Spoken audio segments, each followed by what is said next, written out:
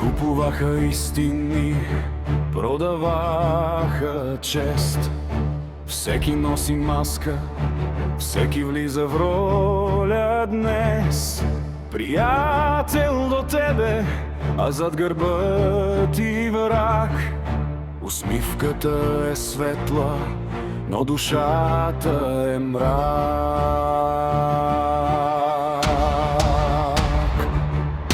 Парите станаха Бог, човекът цена.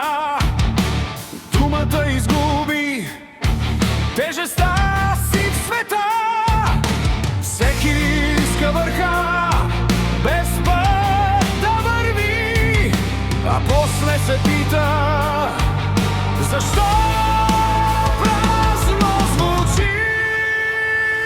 Това е началото на края, когато съвестта се продава, когато човекът забрави човека и тръгне сам срещу света.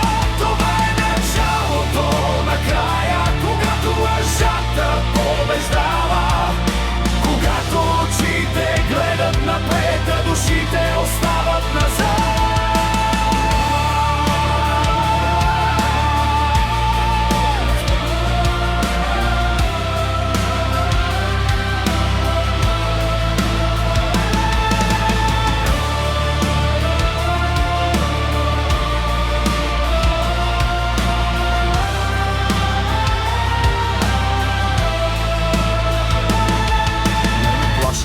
Бурите, не ме плаши нощта, плаши ме тишината в човешката душа.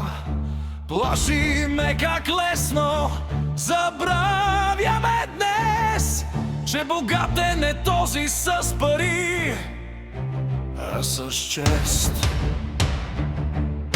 И докато още има хора добри, ще има надежда, ще има мечти.